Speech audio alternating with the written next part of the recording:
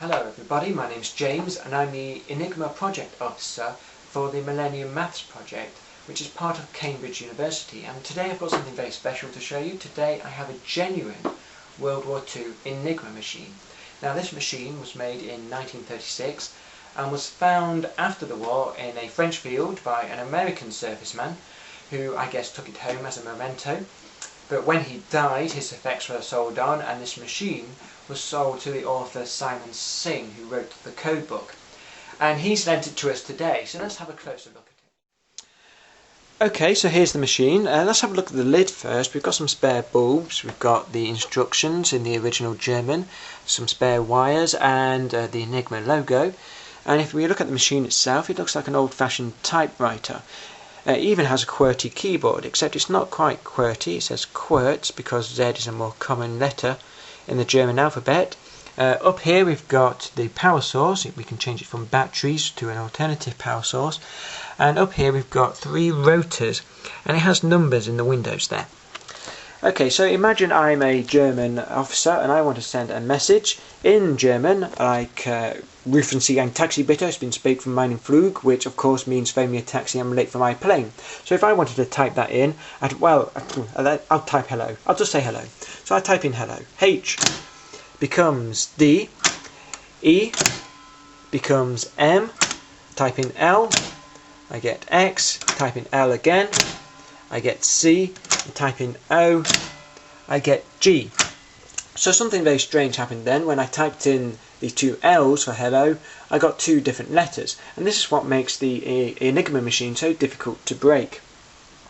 So let's have a look inside. So here we go. This is what we've got. We've got some rotors here, we've got some light bulbs there, that's the keyboard, and here's the plug board at the front. The plug board looks like an old-fashioned telephone switchboard.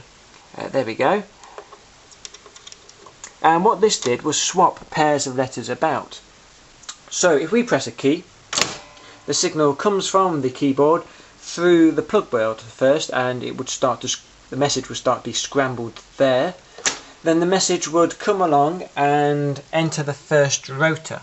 Now inside the first rotor is a spaghetti mess of wires. So if, say, the letter A enters at the top, it might exit at the bottom. Then, every time I press a key, the right-hand rotor moves on one place. There, you can see it happening there. I'll do that again. I'll do that one more time. Every time I press the key, the rotor moves, so that if I pressed A again, it may enter at the same place at the top, but it would exit somewhere else. And then the signal then enters the second rotor and then the third rotor, so it gets scrambled again and one more time, and then it comes back and lights up a light bulb. So let's say I want to decode a message. This is no good if I can't decode a message as well. So let's say I want to say OK, everything's OK. What I do is, first of all, again let me do that one-handed. First of all, I type in O and I get D. Then I type in K and it misfires. It is an old machine, sometimes it misfires. Let me do that one more time. O, lights up E, and K, lights up I.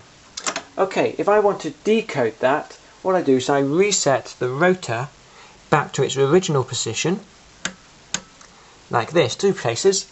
And the code was EI, so if I type that in, I type D, I get O, and I type in I, and I get K. So that's my original message back.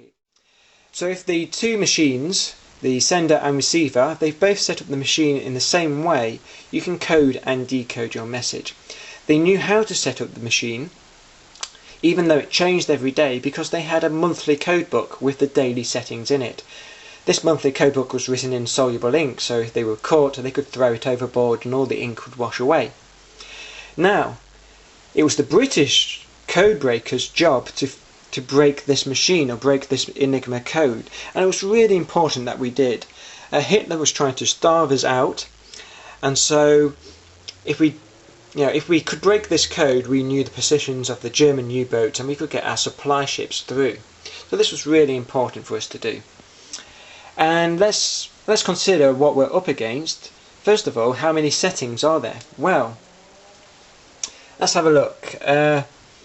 First of all, we've got 3 rotors here. They had a choice of 5 rotors. They had a box with 5 rotors in it. They would choose 3 of them, and they could put those in any order. So how many ways are there to choose 3 rotors from 5? Well, there are 60 possible ways to choose 3 rotors from 5. Then each message had its own key, which was one of these rotor settings here. Now, there are 26 choices here, 26 choices here, and 26 choices here. So you multiply those together, and you get about 17,500 possibilities. Then there's the kickover point. It works like a mileometer in your car. When this right-hand rotor does a full revolution, it will kick the next rotor on one place. So there's a kickover point here and a kickover point here, which we can choose. And that's 26 times 26, that's 676 possibilities. And then we've got the plug board right here at the front, and this is the killer. The Germans would hook up 20 letters into 10 pairs, and to do this there are about 150,000 million ways to do that.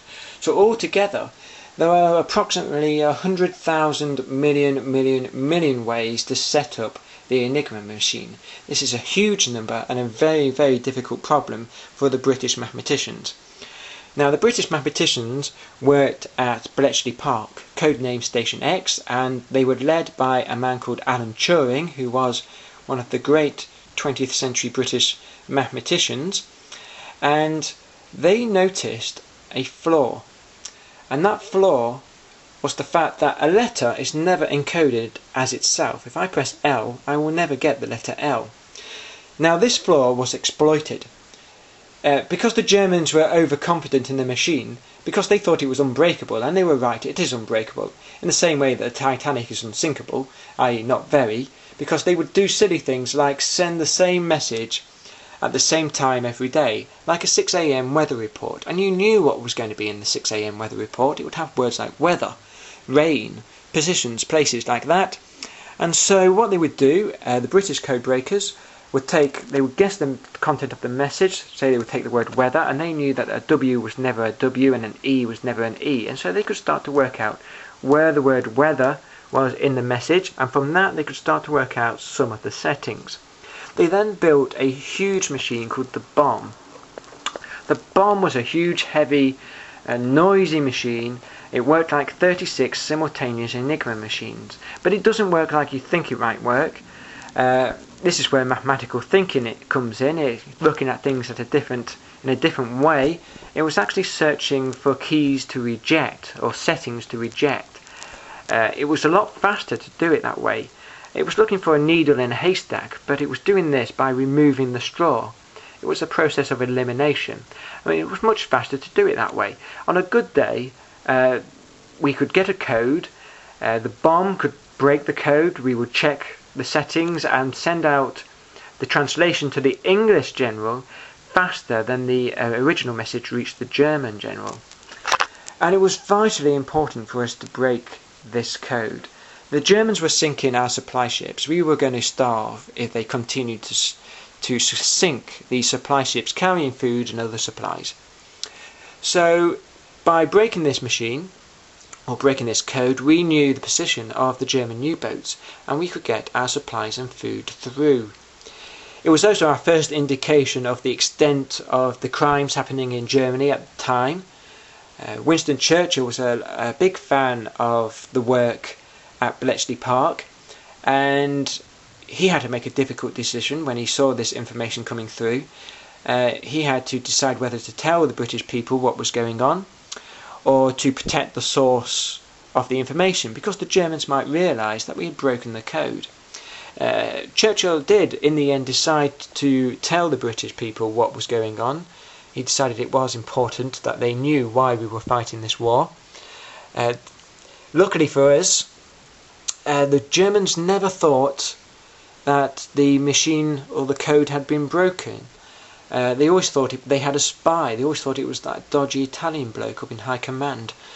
So we were never exposed in that way.